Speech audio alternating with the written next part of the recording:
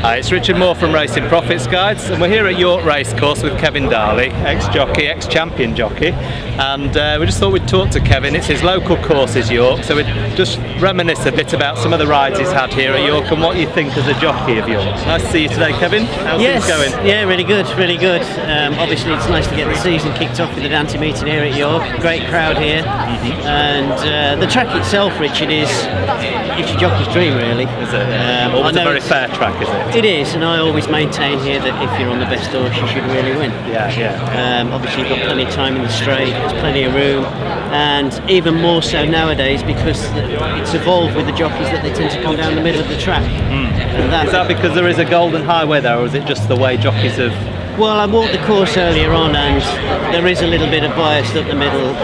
Either side is maybe a little bit softer, but I think the jockeys tend to go up the middle on various tracks now because the rules are so strict and stringent that it obviously gives everybody a chance, and they don't have to, make rash manoeuvres to try and get out and get a run. So makes a real difference down the middle. Ultimately, I think it's changed for the best, probably. Just more because of the regulations and the rules change, you think that's... I think so. I mean, in my day, if you win sort of more than 3-4 wide round a bend, you'd get a good sign off of a trainer, but... Going too wide, That's right. They seem to swing up the middle of the track now, and I suppose, like I say, looking at the way races are run, they are run a lot fairer, and on a track like this where you've plenty of time in the straight, if you're stuck in behind and they are going up the middle, you've more chance of getting a run at them. Absolutely, because it is a long straight here at York. That's the one thing you notice when you come here for the first time, is it's over 4 furlongs, isn't it? Very like Nottingham. It's 4.5 furlongs, and the turn is a furlong and a half round. And then when you get in the straight, like you say, you're just over 4 furlongs, and it can appear a long way, but for some reason, like a lot of these tracks with long straight, it does seem to suit the front runner. Yeah. And again, it's something that I always maintain that if you're in front and you're going to be in front for a long time, and there's a long straight, they tend to prick their ears and look rather than turn into the straight and start racing. So that's probably why it suits the front runner. Yeah. And when you were riding here, then would you sort of wait till the 3 furlong fell before really pushing on, or was it depend on the horse and the pace of the race? Well, I suppose towards the latter part of my career, I was spoilt in that I was riding a lot of Mark Johnson horses, and they obviously like to be up with the pace. I always maintained that once you get in the straight, once you've gone sort of a furlong, 3.5 to run, you start building them up, you start to get them rolling. And if you can get them rolling and sort of lengthening off a natural stride, rather than asking them to do something too quick, they'll hopefully keep going. Keep going, that's right. Yeah. So talking about the different trips around York then, the 5 furlong, you've obviously ridden in the Nunthorpe plenty of times. I mean, remember the 1997 Nunthorpe was quite an eventful race for you, wasn't it? Won't forget that one for a while. Run through what happened in that race then. Well, I was on a horse called Coastal Bluff. I think we were drawn sort of middle-ish, and they were racing up the middle, and we jumped out of the gates, and after we'd gone about 10 strides, the actual ring of the bit where the rein is attached, that broke, and I literally went through the rest of the race without bridle. Unfortunately for the horse, you were holding the mane with you the whole way. I was hanging onto the mane, and that was all. And like I said to people afterwards, they all said, "Oh, it was a great ride, this, that, and the other." You're going 40 miles an hour. Just hanging on with it. What else are you going to do? The horse was going straight. I thought, look, just get on with it. Yeah. And thankfully, he did keep going straight. And it was a dead heat, was it? Dead heat with a horse called Yamalak, and it was quite a historical race, really, because obviously Alex Greaves rode Yamalak, and it was the first time a lady jockey had ridden a Group 1 winner. So fabulous. And then after the line, you galloped off, and I think, was it Kieran Fallon who was next? It was. We didn't have the round track like we've got here. It used to open out into the car park, and Kieran came up beside me to try and help me pull up, and my first reaction, I was on the sprinter, so when another horse came up beside him, he went to go again. My first reaction wasn't very polite to Kieran, but when I realised what he was trying to do, then he took me, actually guided me over to the far rail, and once we got near the end, the horse started to slow down, and I literally bailed out, and all that was left on him was the noseband. Right. So we led him back on the noseband, and I think it took 25 minutes before the announcement. I've seen the footage of it. And It of was course, a you long had old to time. weigh in as well, wouldn't you? I had to weigh in, yeah, and it was a long old time, but it was a good result. Yeah, very good. And then talk about some of the different trips then. There's the 6-furlong, obviously you've got the gym crack over there. Yep, the 6 is, Very- I mean, it's very like obviously, the 5, it's isn't it? very flat and straight, this track, and, you know, you can, you know, it's very versatile. If you've got a horse that likes to be up on the pace, you can jump, let it roll, and know with confidence that you're going to get home. You haven't got any sort of stiff hill to climb or anything like that. And the same with a hold-up course. You know, you're going to get the pace in the race. So if you're good enough and they do come back at all, you are going to pick up and quicken. So it's So like very you said, fair. it's usually the best horse in the race will win.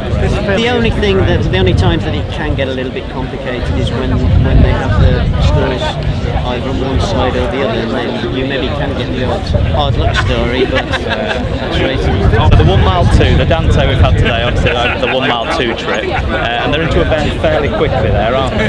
They are, yes. Having an outside stall, is that a disadvantage, do you think? Can be, because before you get thinking about the 9-furlong, it turns again, so you'll go straight from the 1.25 until you get to until you've got about just over a furlong, and then you'll turn again towards the actual turn itself.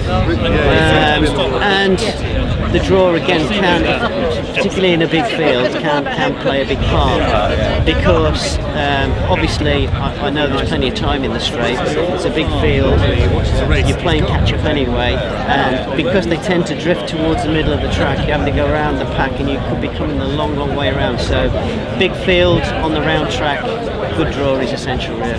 Yeah. And the same on the 1 mile 4 and the 1 mile 6, do you think, those two? The same, yeah. Again, you know, those big handicap starts, a good draw does. It's more because of the size of the field if you don't get your position early on. It is, because obviously it's competitive racing, and it's just natural instinct that when you turn in, it's time to start to build the race up. Horses that are dropping back get in the way, and they tend to all pack up. So to try and get a run through them can be quite difficult. So you're always forced to go one way or the other, and if you've been thrown wide into the straight, you're going to be going lost with it. Before they built the round here, I think it was 2005 for the Royal Ascot meeting, wasn't it? They used to start the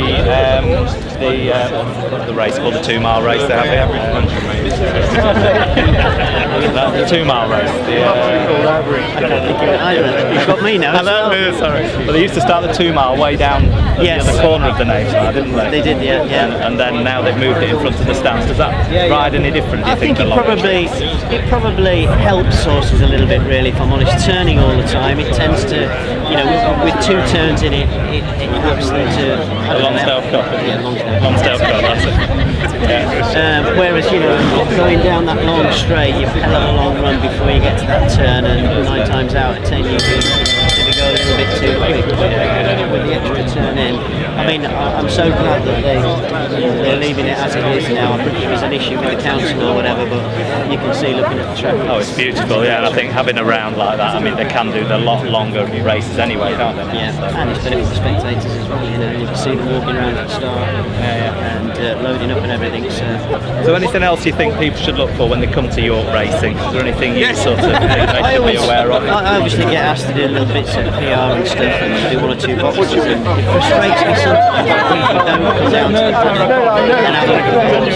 You can tell so much looking at the horse now. Coming down here and looking at them go round. You don't have to be an expert. It's not a rocket science. If you see a horse that's getting on edge, getting a little bit sweaty, it's maybe one that you could put a line through, because the stable yard here is way over the other side of the track. They walk across, and there's a lot for a horse to take in here. They have to be able to, you know, take the big day. Obviously there's a lot of people here, it's a big occasion, and the odd 1 or 2 can just boil over. So Is it more juvenile horses, do you think it affects, or is it even the more... It can affect older horses any as horse, well? really. It can affect any horse, but my tip is come down to the paddock, have a look at the horses, see what they tell you. In that last race, actually, the favourite was very short and on his toes. Came, I think, 3rd or 4th. Yeah. Just showed that the temperament, and like you say, they all nearly always big crowds at York, aren't they? So Yes, it's got to affect you. It's a joy to ride here, and for any owner, any trainer to have a runner here, obviously it means means a lot for the Northern trainers and owners. Having a winner here is second to none, because the atmosphere is fantastic. Oh, lovely. Well, that's a great insight into York from Kevin Darley, and thank you for your time, Kevin. Thank you, Richard.